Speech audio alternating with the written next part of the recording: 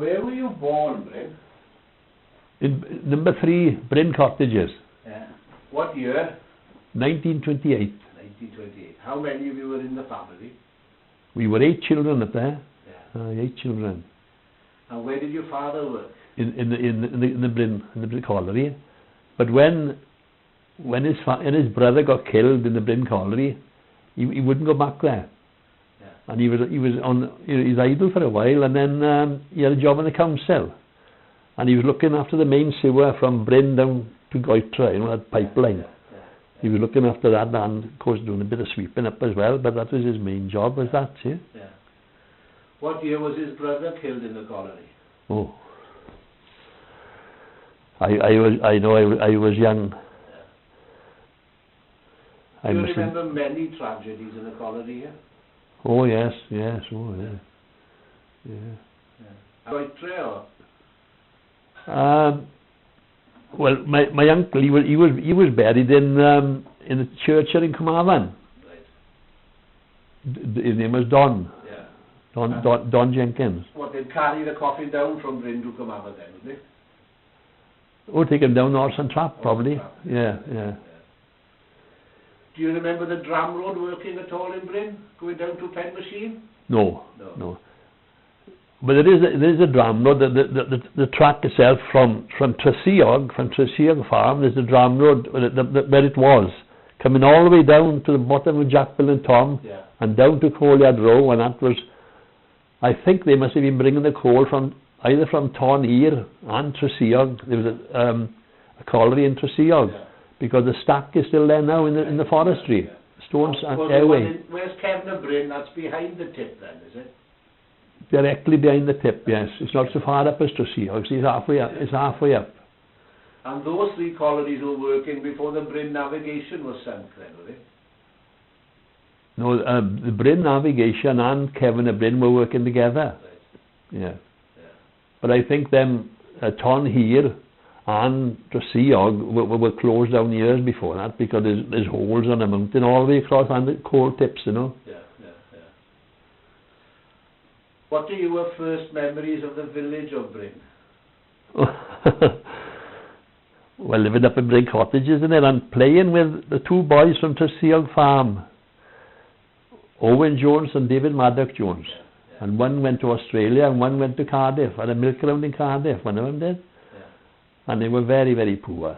Yeah. And me and Dennis Henry, and we used to play up there a lot with them. Because I know that Joan Wilkes remembers the Treseog children coming to school without any shoes on their feet. They were very poor. Yeah. And we used to go up the farm there, and the bedroom was above the cowshed. Yeah. Nice and warm. Yes. Smelly. Yeah. But they went, and there was the old Mrs. Jones. She was like a witch. She used to shout at us. Me and Dennis, we was getting crab apples from just down the road, and we used to run. Yeah. And she was miles away from us, but she had a voice. Yeah. Do you remember many shops in Bryn? Oh yes, there was. Can you name them all? Well, in Brigurner Street there was Daniel's, And what did they do? What did they sell then? Grocer shop. Georgie took it over after. Right. Go across then, there was Kit. She was selling tiles and paint and wallpaper, Joyce, was she? Yeah. And across then it was Marsden's, the shop. He was a grocer selling, but he sold chicken, food and everything like that. Yeah. And then there was the Co-op. Yeah. And that was quite a big shop, of course. Further along then was Edwin Walters, a paper shop. Yeah. And down in Coalyard Row then there was the Woodses. Yeah. They were selling up paraffin and oil. Right? Yeah. And then up in Meadow Row there was old Bopa. Yeah. She had a shop in the draw. Yeah. Right? And Jones she was. And there was a shop in the draw at Mystic Road as well. And what was in the draw there? Well, like Spanish and sherbet and sweets then. Little bits and pieces, you know. Yeah. Well, down in Talat then there was Mrs. Priest living up your house, isn't it? Mrs. Priest and Jones the barber, see? Right. They had the sweet shop, cigarettes, and the barber shop then next. That was Auntie Bron then. Auntie Bron, see, yeah. And there was Mrs. Priest, she was selling a bit of everything, groceries and everything like that, yeah. But my mother remember Sam Pugh living in Talat, he had a draper shop. Right. And she said there was a flood once, because the culvert up by the cop stables had blocked, and the water had come over the top and gone down the back of Party Grove, the old cottages now, and in through Sam Pugh's and out through the front. Oh, God. And shirts and everything coming out. Yeah. Was there a lot of activity in Vartig Road during that time then? Well, my granny was living in the first house at the bottom of the Combs. Yes. The Combs now coming from Bryn Street, not the other Combs. Yeah. And I think that was an old pub. Yeah. Right? Road. Yeah, and they say that was the name where the name come from, Talat, because Tai was a house and Let was from Leti. Right. Which meant like a lodging house, whatever, right? Yeah. And there was a butcher shop there. There was Iva Daniel Levatig owned the shop, I think. And there was an old spinster there, and I think there was a chip shop there too, because where the name come from, Dye Chips. Yeah. You will remember that, see? Yeah. And did people sell their wares in the street outside there? well, my mother was telling me on the day of Neath Fair, because that was the main road, yes, right, coming down past the church, down past your house now and that. Yeah. You'd have tables, and you'd have Javine, selling Javine and stuff for the people to go up Hill Grove and on to Neath. Yeah. People from my state travelling over to Neath Fair. Travelling over, yeah. Oh, yeah. Right. What about social life in the village? Well, it was all the chapels going. See, well, I remember down the bottom of my granny's garden was quite a long garden. Was the jump over the wall, and you're in the ground of the English Baptist, which they used to call the splits. Yeah. And there was everything going on there. There was baptisms and everything. Yeah. Well, up the top then was Carmel, see, and then the Welsh Baptist and Bryn, and of course the church. And by the old cop there was a little apostolic church. And that was a wooden building. And that was, very popular, that was. Yeah. Do you remember much about the Miners' Institute in Bryn? The library, oh yes, we were down there because we was young and we couldn't go in. And by the door there were 3 billiard tables in there, 2 snooker tables and one billiards. There was draughts there was chess, and in the back room then there was darts and table tennis, without the dance hall and everything like that. And of course upstairs was the reading room. Every newspaper and all the books, the library. So it was excellent. It's more there than what we got now. Yeah. And well used as well? It was very well used, yeah. Because men on afternoon shift, they used to go down and read the paper or change a book, whatever, and have a gossip as well, see? Yeah. Did you work underground? Yes, I did, yeah. Do you remember much about working underground?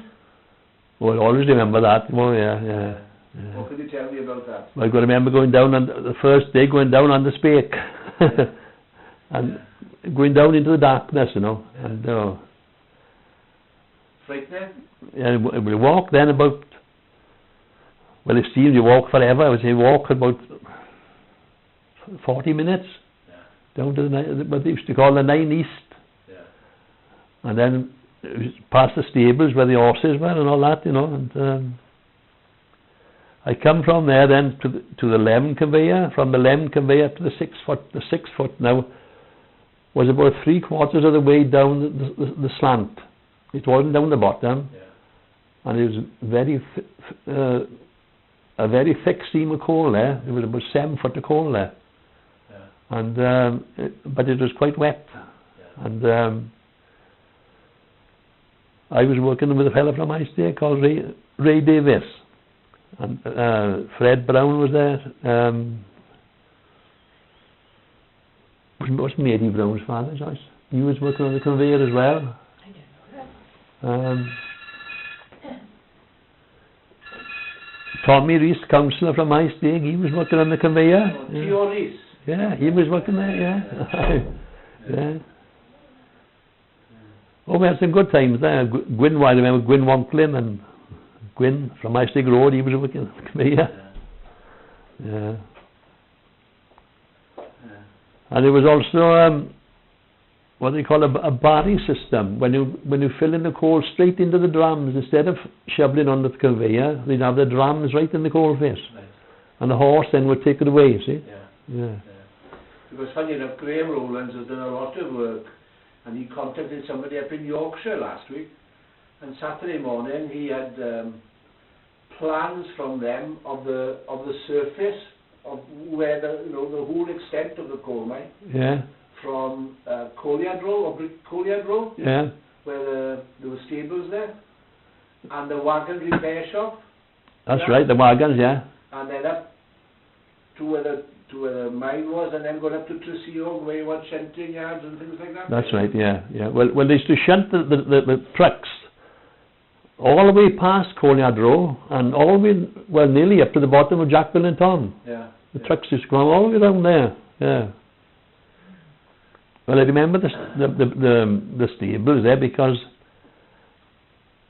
when I was very young, I could just remember the breadman coming up from the cop, and he had a pony, and this sort of a cart with like glass sides on it. Yeah. And that was all, selling bread from the co-op, yeah.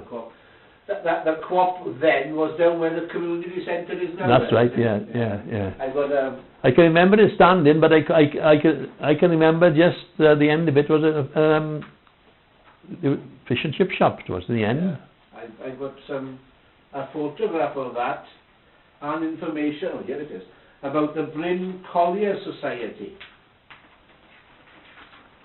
You copy of that? Is that how it was? Oh, I don't remember that. Because they tell me, according to that, when the first settlers settled in Bryn, there were no shops here. So the women went down to Carmarthen on a Saturday to shop in the company shop, as they called it. Oh, wow. Truck shop. And they were given special dispensation if they met at the bottom of the incline and the pen machine there. Yeah. Once they were all gathered there, they could put their shopping on a wagon, and they could as well, those that were brave enough, could be then taken up the slant to the top of pen machine. And they'd walk home with their groceries then. But I'm sure they were paying well above normal price for the food they were getting from the company shop. Yeah. So I'm sure that was the main instigation in 1870 of setting up a Bryn Colliers Society. Yeah. Did you ever go down to the Margam estate at all? I went down there once when I was working on the forestry. Well, just early when I left school, and we went down there picking corns. And what happened? There was a belt of pine trees on this, right, and they were on the dunes. Right. And they were using that as shooting range as well during the war. Yeah. And it was the only day that they weren't shooting was on a Saturday. So all us young planters was to go down there and pick the corns. Yeah. And they sent them then to the nursery the other side of Tironin in Cardiff, is it? Cardiff, yeah. I suppose you were picking maritime pine then, the pine that grew on the seashores, didn't That's right, yeah. Aye. Do you remember the camp in Bryn? Yes. Were they Americans or British soldiers there? British there. Yeah. The Americans were in Margam Park, were they? Yeah. And we used to, well, of course, I don't think they fired a shot, but I think there was 4 guns down there, anti-aircraft guns. And after chapel on a Sunday, all they used to walk down the road. But I remember in the searchlight up in Penny's Vawr. And I used to go back and forth there because my brother was working up there.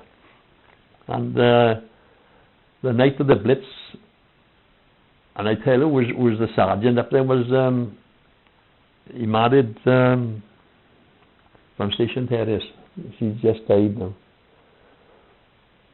Vic. Alwen. Tony Williams is that? Well, her husband, he was a sergeant up there. Right. And I think that's where they met anyway. Up in Penny's next year. Yeah. And the searchlight was in the field, just above Penny's, but there. And the soldiers, they were in the, they had a bit of a storeroom, and they had that as a cookhouse. They used to live the soldiers living a bit rough, really. Was the searchlight in being when Swansea was bombed? Yes, and it was lit. And it? Yeah. Do you remember Swansea being bombed? Yes. Because they had a pasting, didn't they? Oh, we did, yeah. Because we were up in Penny, then there was myself, my brother, and Trevor. He was the son of Penny. Yeah. And we were up on top of Kilcarn Mountain watching it. Yeah. And of course we were a bit dull because instead of taking cover, we were up there. Only for one night it was, I think. That's right. Yeah. My father, he was very hard of hearing, so he didn't do national service. He was a special policeman in my state.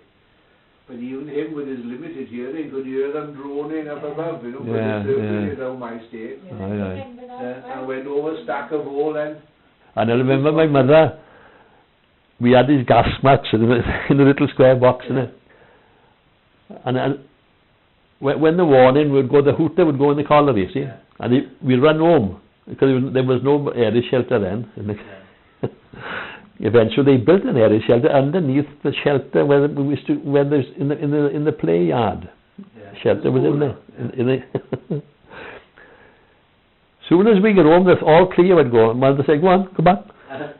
Back we go, and as soon as we go back to school again, and I remember saying to that German is laughing at you today. I can remember saying and we'd be running down the combs with gas masks. And back up again then.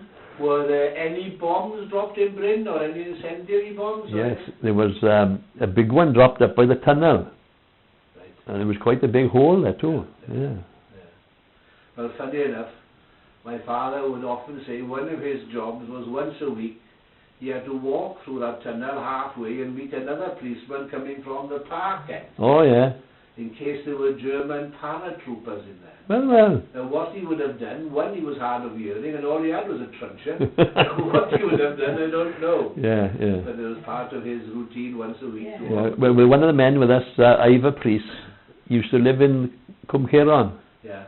And there was Dicom as well. They used to walk through the tunnel, say a shortcut. Yeah. And they used to borrow a little lamp from the lamp room to walk through. Ivor done it for years, walking through there.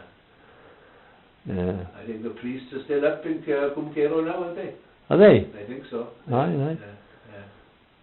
Oh, Ivor was a character. Yeah. Would you like that time over again? Well, I don't know. We had a lot of fun in them days. Maybe we used to play down. Everything was going on. That was down to Lapsey. Yeah. All the boys would congregate down there. We'd be playing Ali Least and all that, you know. What's Ali Least? Well, you'd have two teams and you'd run at each other. Well, it's like playing rugby with a ball. Right. And then we'd be playing strong horses then. With donkeys, yes, I remember that. One standing against the wall and, you know, playing them. Yeah. And jumping up on their backs and playing that. Would you say that the village was down in Tilacton? That's where most of the village was, in Bryn Cottages? Yeah, I think it was, yeah. Was Bryn Street built then? Oh, yes, yeah. But nothing behind then, was there? These houses were there then? No, I remember Whiffin the cobbler, he had a shed, he was repairing shoes, and when they built Coronation Street, he had to move his shed over. Right. And then he had to move it over again. Yeah. And then he came up the top up there then, top of... So you had a cobbler here as well then? Yeah, well, after Mr. Whiffin finished. Is Ashwin Thomas. He took over. He was Tom Slesbach's son. Yeah. Tom Slesbach, now son, married Ray Thomas. He was working with David with oh. He runs Calvaria at my stake. Right. And she's a wonderful preacher, Ray, yeah. Yeah. She was working with Alan Davis, Islam School. She was his secretary Oh, for I know. years. The organist now. Yes, yeah. And he had a nasty stroke, Alan, yeah. Yeah, I know he's had, has he had a second one then? No, I don't know. I haven't seen him around for a No, while. he hasn't been, no. No. I used to see him regularly. Yeah. Tesco's. When you were a boy, what was the main language in the village, Welsh or English? Well, no, it was English. We had very little Welsh. I think we used to have about half an hour a week, I think. In School, yeah. Very little. Because in the 1860s onwards, people were caned for speaking Welsh. Well, they had this Welsh knot, didn't they? Yeah.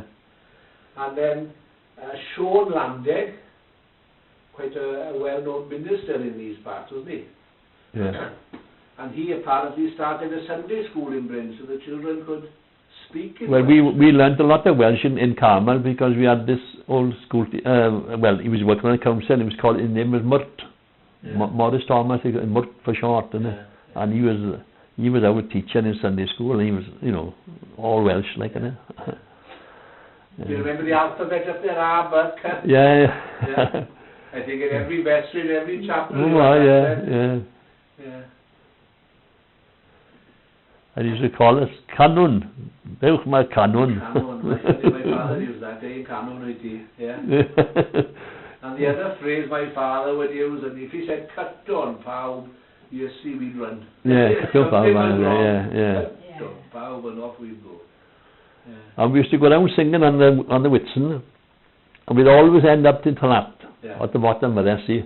And all us youngsters would run up then for the tea party. Right. Where was the tea party? In Carmel. In Carmel, yeah. We'd all be there,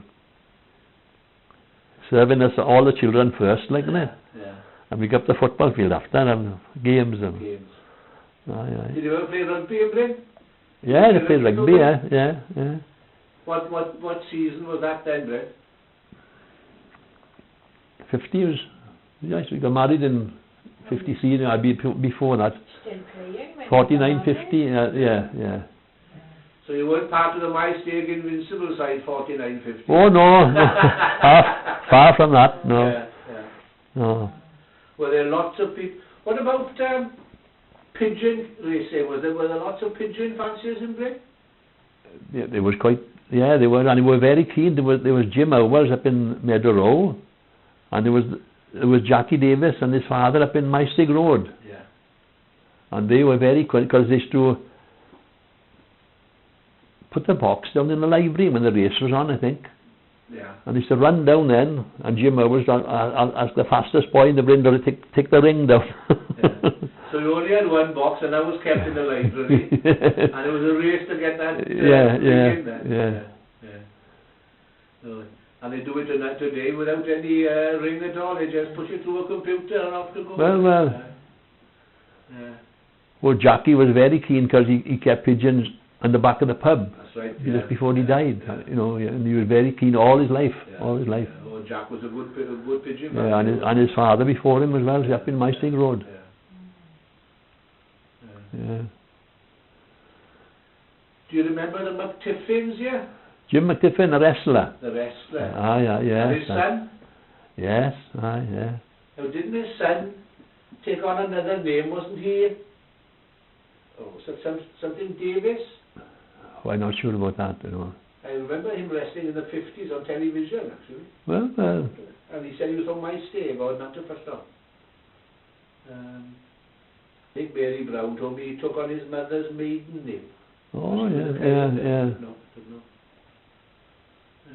So where did you and Joyce meet then, Bryn? My stag. No, Town hall. Not on the Yeah. monkey walk on a Sunday night. no. Yeah. The town hall. No.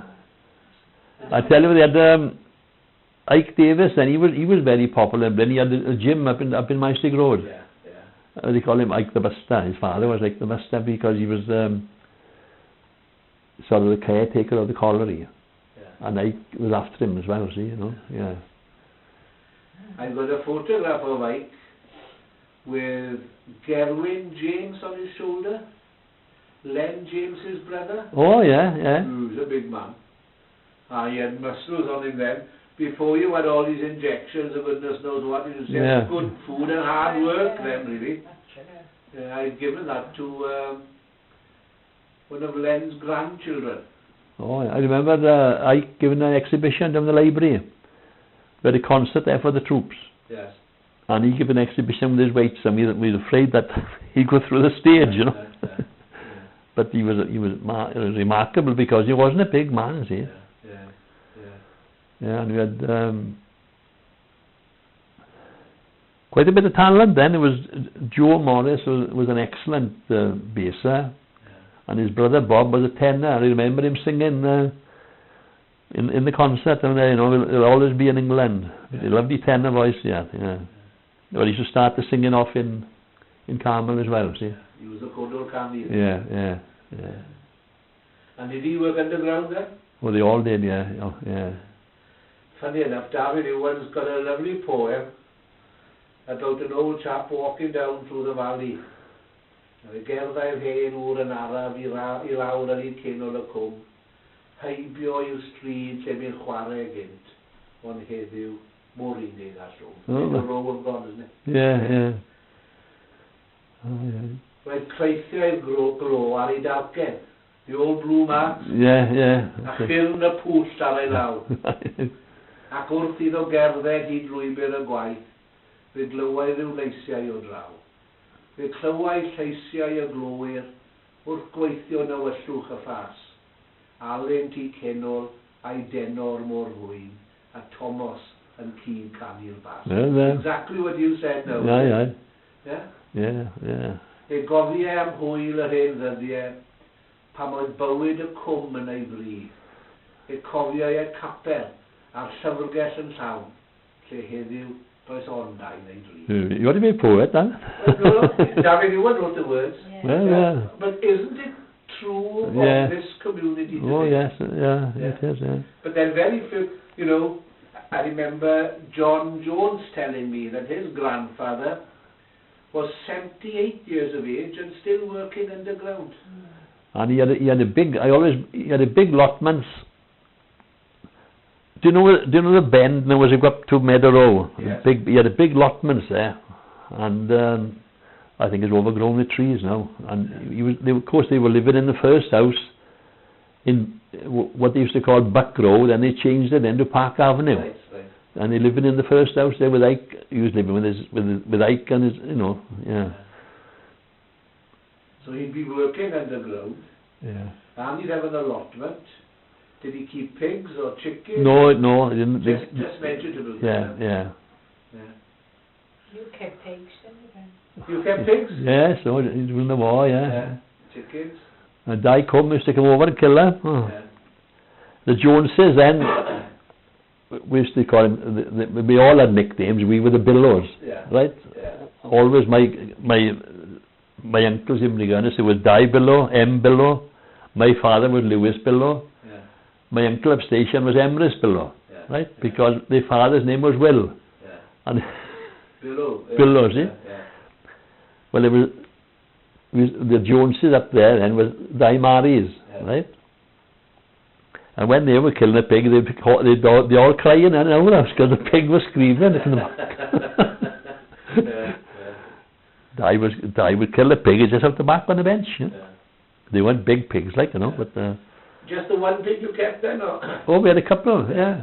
And what did you do? You salt that and keep it, or do you sell some of it, or...? Black market. Bit of it, black market. Yeah. Of course, during the war. Yeah. During the war, see, and then salted in the front room. She had big stone slabs in the front room. put it on there. But my brother then, he was, I think then we had a litter as well, because we had a pig's cot up there where English Baptist is now over a bit, went over Patrick's house is, but there. Yeah. Well, the English Baptists, they come from down to Latzi, because that was supposed to be a first aid post. It was built for that. But Will Lewis bought it in for a couple of pounds, took the top off it and put a roof on it. And they moved back up there then, see? Yeah. I know that the St. John's Ambulance Brigade was a big thing in Bryn. It was very strong, yeah. Were you a member of that? Oh, my father was. Was he? Yeah. Yeah. And they tell me that in the ambulance hall there was a slab there where they would wash bodies down if you were killed. Yes, yeah. Oh, yeah. And then if they went on the train to Goitre, there was a stop in Goitre called Dead Man's Halt. Have you ever heard of that? No. Well, years ago we never used to call Goitre, we used to call it celluloid. Right. Now all the Bryn people would call it, say my age, would call it celluloid, because there was celluloid factory down there. Right. And where the Goitre football field is now, yes. That's where the place was. You will see the concrete foundations there. I don't know if they're still there now. Prisoners of war used to But they used to call it celluloid. My mother used to tell me that, because she used to walk down, because she was down into Margaret, Stratford, and my mother only used to call it celluloid. Yeah. She used to walk down the line, wasn't it? I don't hear it used in Bryn, because a lot of the old names are going, like the Pennywylod and Cwm Gwynna, Tinfrem, and Cwm Wendry, and all them, Havod. It annoys me, people call Cwm Wendry the Blue Lagoon or the Blue Lake. Yeah. Cwm Wendry is a lovely name, describes it. Yeah. And, well, I was looking at this morning this book by about Cwm Gwynna, and now I can't remember where Cwm Gwynna was. I know the colliery was Cwm Gwynna. It was at the bottom of the hill as you come down past the Gascoon farm. Cwm Gwynna colliery was there. But I can't remember where Cwm Gwynna was.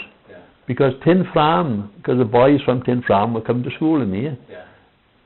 And he went after to, I was reading by about Shinky Penny. I've got that book.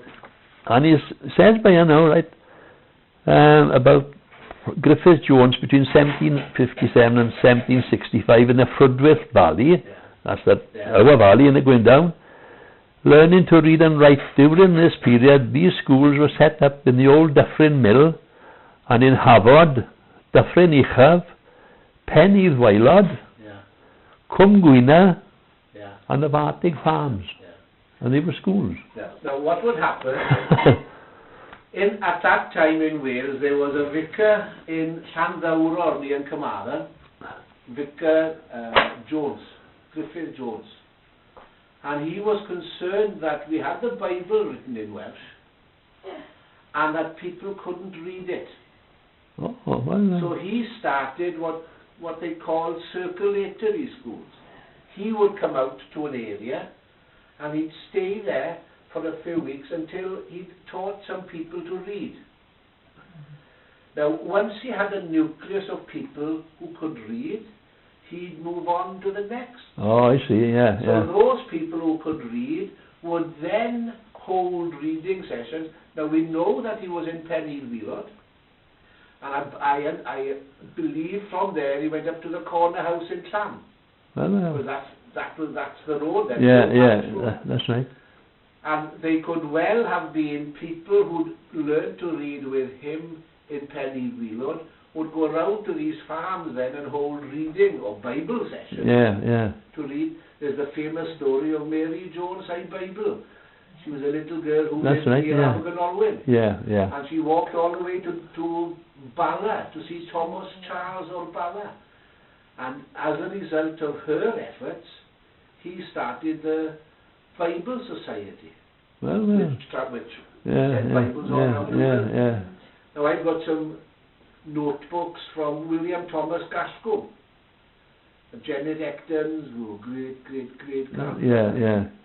And he mentions there that, I think he was writing in about 1850, he could go back 150 years from what people could remember and would tell him. And that people like Thomas Charles and William Williams Panterkilling would be preaching in the different farm there, you know. Famous, and I think William Williams Panterkilling's sister lived in Gavalchi, I believe. That's right, yes. Yeah.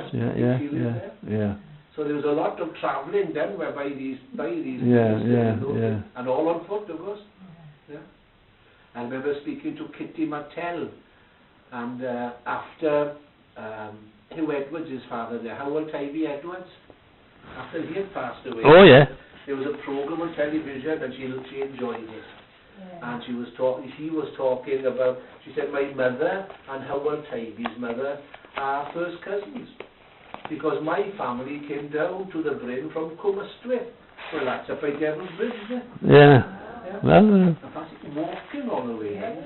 Yeah. Incredible. When the Carmel Chapel closed, the people came up from Aberystwyth. I don't know whether they were sent up by T. John Penry from Swansea. All right. So they took the photos that were inside the chapel, see, and we had them back from the people in. Yeah. Now that's inside. That was the vestry, see, the chapel. I remember going to your. I think it was your mother's funeral, Bryn, from here. Yeah. And that's another photo of the vestry again. Yeah.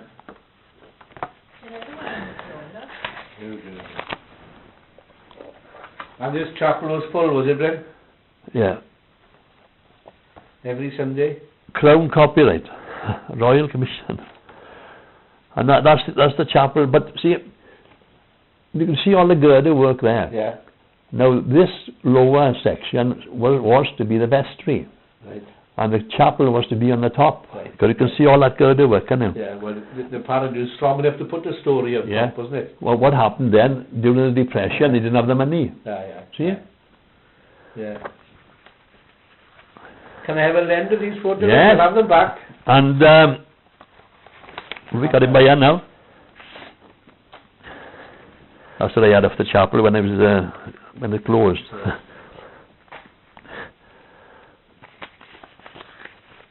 Now that's the chapel as it is now, right? Before, what was the mess about? Yeah. And I forgot to tell you about Lewis Printers Bryn, right? Right.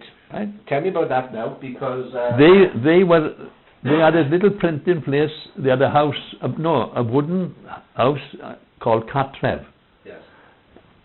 Do you know as you go across the top there to? There's still a house called Cartrev there now. Yeah, well there, yes. Right, and they were the printers in Bryn, Lewis Printers. And the son he became the mayor of Port Talbot later on, didn't he? Will Lewis. Right. See? Well, he printed that for Carmel, but there now. Yeah. And that is, that's 1930. But what is interesting is the Lewis Printers in Bryn at the bottom.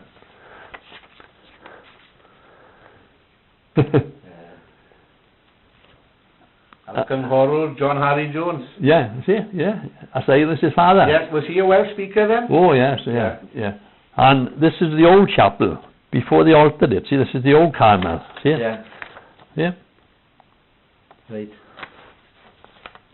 And they said Costa the Capel newydd tia 1,000 llawer mwy na'r estimate ar y dechrau. So when did he do it? Yeah. Yeah. Well, these are the plans of the chapel. All the plans, yeah. Yeah. Great. Isn't it?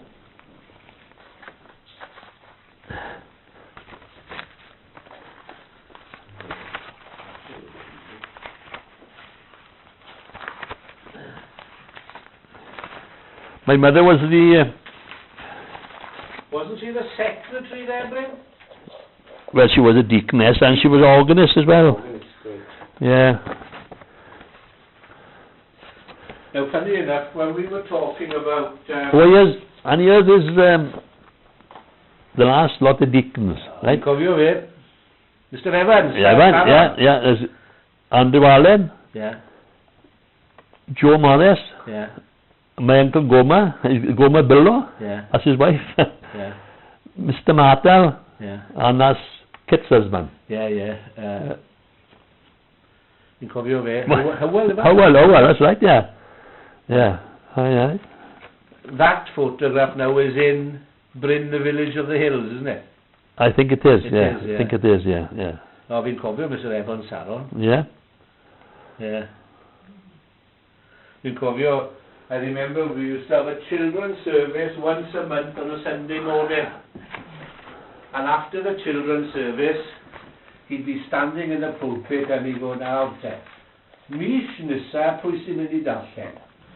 We all the kids would be ducking in this pit. And he'd choose one of us then to... My mother sent me to Saya there when she was 11. In Saron. She lived at Manchester. Yeah.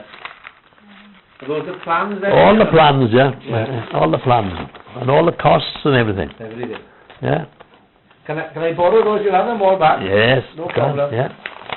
It's nice to keep a record of things Yeah, like this, yeah, isn't it? yeah. They're saying about the price and the cost of everything. Yeah. Yeah. Yeah. Now then, I've got some photographs. Are those all your photos, Bryn? Yes, I think so. I put them in there. We're going to take them all with you then. I'll go through one.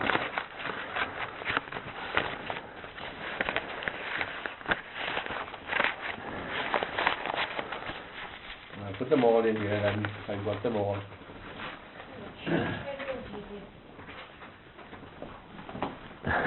Oh, I say I got I do a little bit of sketching, but not very good. But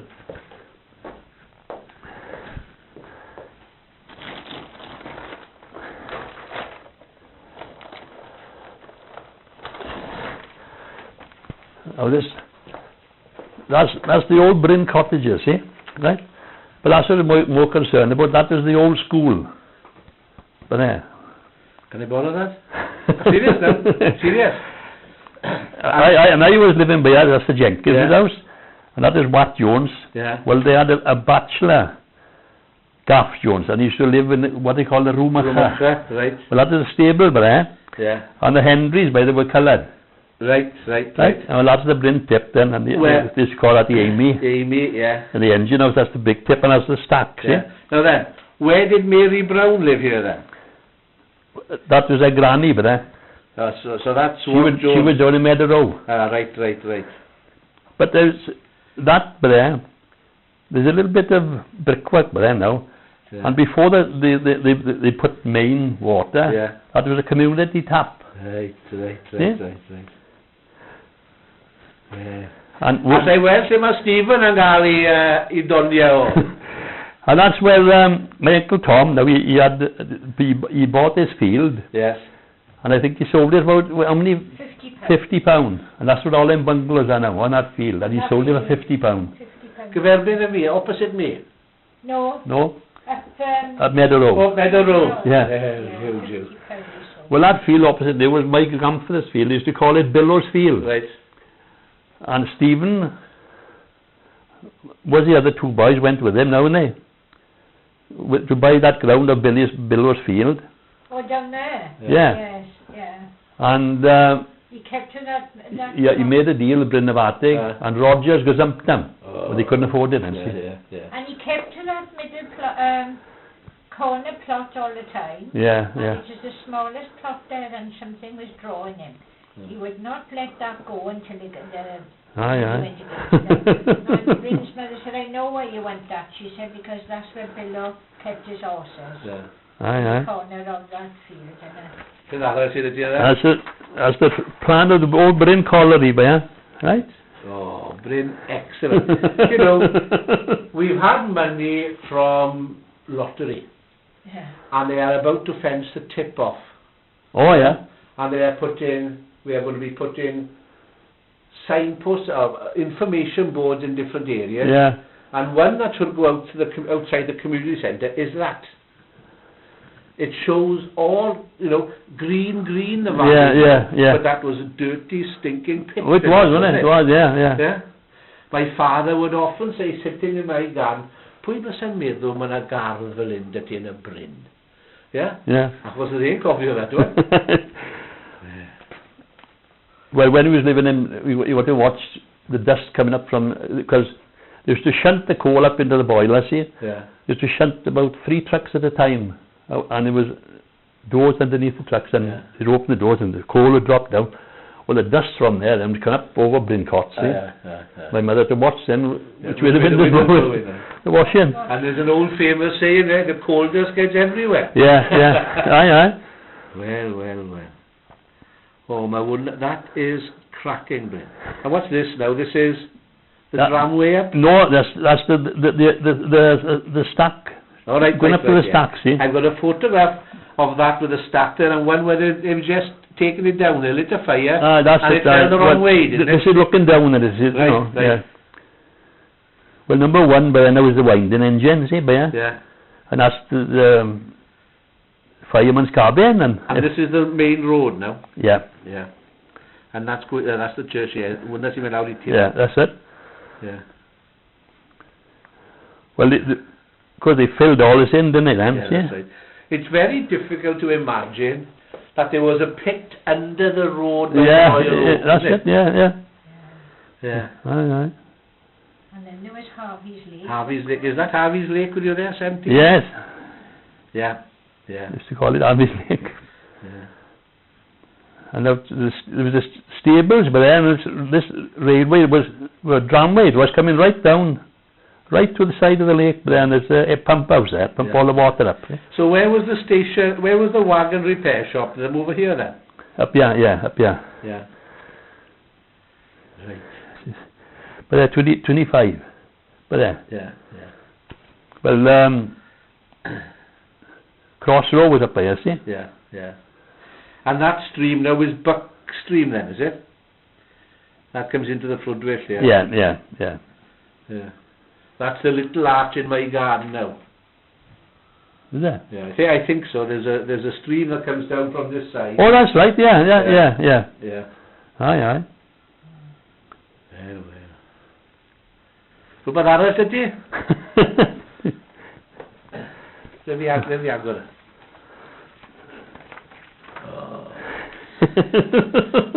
Now, funnily enough, it's in the drum.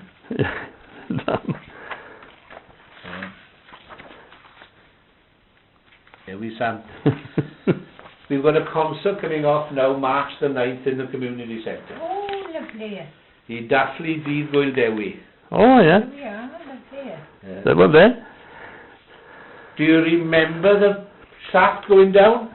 I remember it, but it wasn't working because they pulled it down then. Yeah. I can remember it. Yeah, and the pit. Yeah. Because I've got some photographs of the shaft, but then most of the workings went on to the drift then, didn't they? Yeah, that's right. Yeah. What in hoffi ti ddys yn di, Bryn? That's the Kevin Williams, that is. Yeah. Oh, I love Kevin Williams. Yeah. Love how he's played when he was big then. Can I have a letter of that? Well. You shall have it all back, I promise you, Bryn.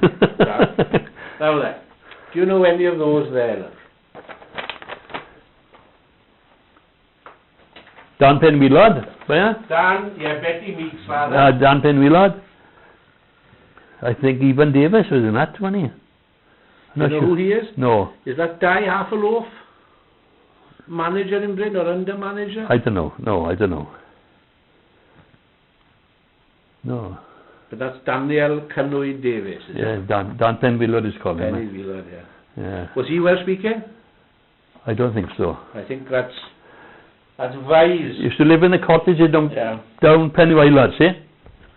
I got some photographs of him. He's a very good rugby player as well, Bryn, wasn't he?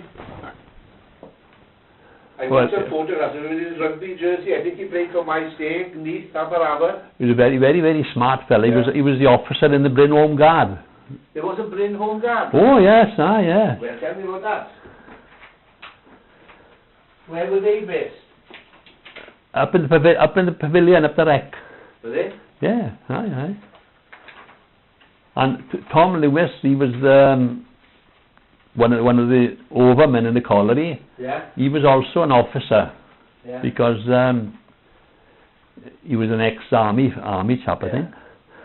Well, there was him and Dan Penwheelod. See, they were running it. Because I've got a photograph of Dan Penwheelod on horseback. He was a member of the Glamorgan Yeomanry during the First World War. That's right. My Uncle Di was in it as well. Yeah. Now Mary Davis, that was Morven's daughter. Yeah. Was telling me she had a photograph, or her mother had a photograph of the Glamorgan Yeomanry passing the Institute on horseback.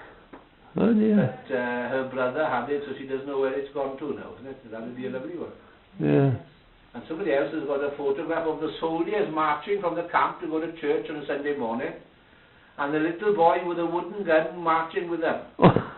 Ray Penwheelod.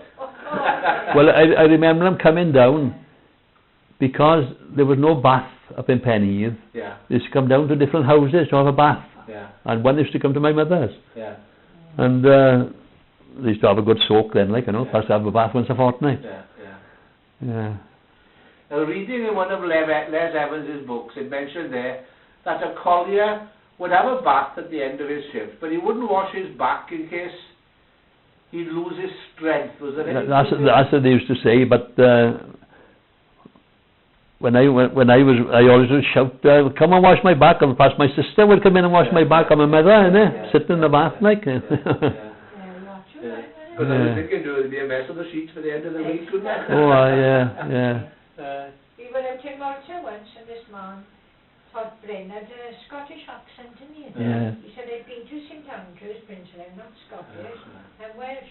Oh, he said, I was stationed in a little village called Bryn in the Wall, he said. And he'd gone down, and he had an appendix, and he went to, I can't pronounce the name of it, he said, Meath Hospital. And a couple after, he said, out on the Gower. Well, I remember we were going to school, and there was hundreds of soldiers. They were lined right across the Dam Road, down the Vartig Road, all the way up to Dan Mechanics, right, with all the equipment. And they were there through the night, and the following morning we were going to school. They'd gone. They all went to North Africa. They shipped. They only stopped there about 2 days. So Mary Brown was telling me that during the war she worked up in a co-op in Nanty. And she was going up there one morning, 9:15 bus, and the golf links was nearly full of tanks. Well. But it was for the D-Day landing. Yeah. And then she remembers living in the cottages up here, and waking up one morning to be surrounded by tanks. They were on manoeuvres, weren't they? And I remember it was the South Staffordshire Regiment, because it was like a knot, a reef knot. Right. The badge was a reef knot. So there was a South Staffordshire Regiment. Yeah. Well. See, I was talking to Ian Jones, Matty's grandson. Daddy said my grandmother's got photographs of an army camp in Bryn, yes. I didn't know that. These kids don't realise what's happened here, what's around here.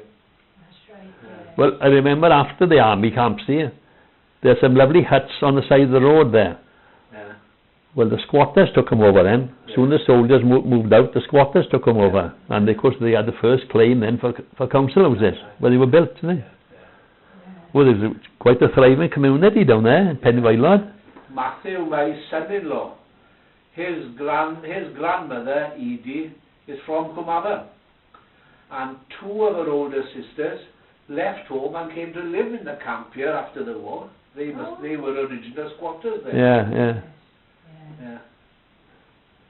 And I remember going down with Bryn the farm on the tractor and trailer, going to move one of them out. And I think it was only a bed and a table it was, and a couple of pots and pans. And moving them to one of the houses up there. I on the tractor and trailer. Me and Bryn.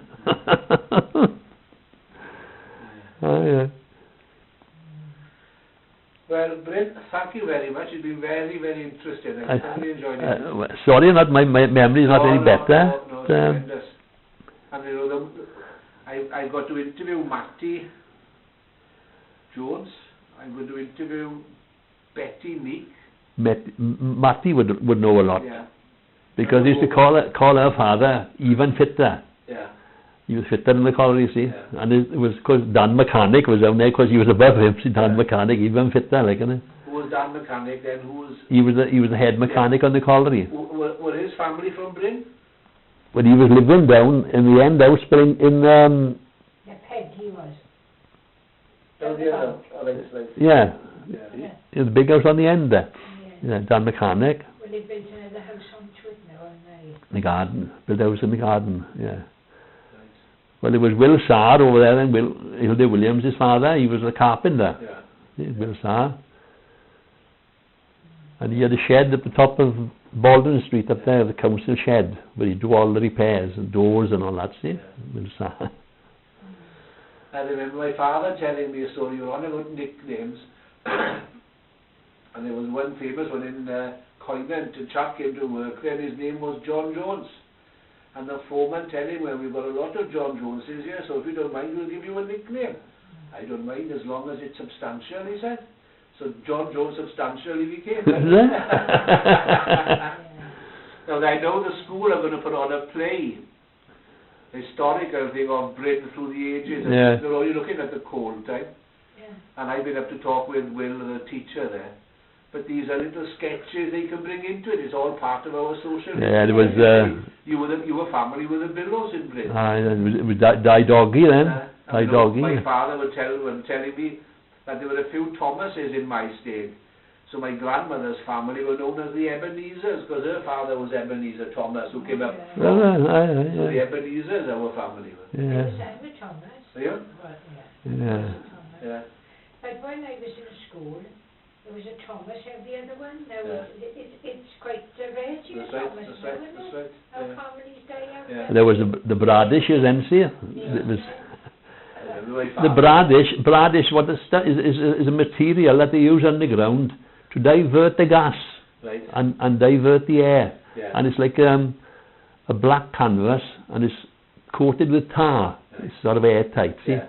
Well, that name goes on on the family then, Bradish, you see. Yeah. And they got Tom Bittercord. I heard of him. See? Yeah. Tom Bittercord. Funny names, man. My father teaching me a rhyme. And he remember, don't you ever sing that around my state? Because the Jerrys are still here, he said. The Bittercords and the Bradishes, oh, yeah. All nicknames in it. Yeah. Not now, not anymore. No. Not anymore. Oh, the Fen people now. Yeah. I know that, well, when I first moved to Bryn over 20 years ago now, the arch there with me, with the kids fishing, there would be hundreds there. Yeah. Well, I haven't seen it, I don't think anybody came fishing at all there last year. No. Stuck in their house playing computers and going. Yeah. That's the name of the game now. Yeah. No conversation, they're up in their bedrooms.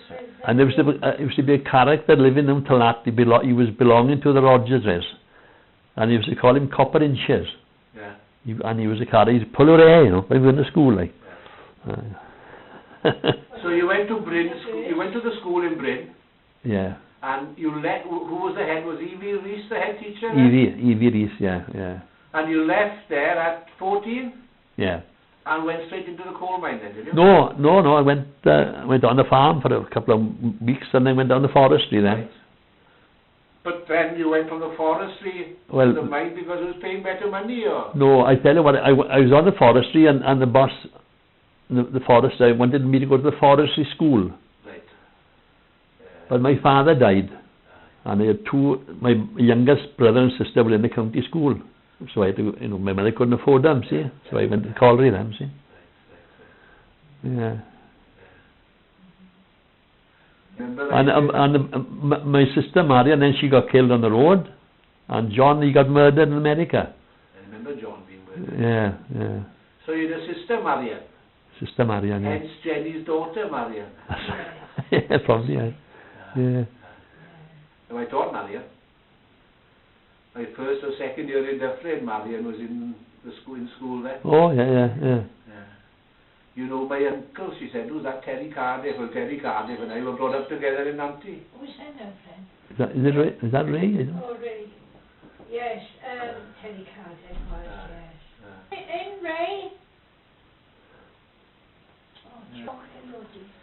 O, diolch am awd i Bryn. All right. Iawn. Well, another cup of tea. No, I didn't want a cup of tea. Oh, Bryn. I got one and all, Bryn. Right.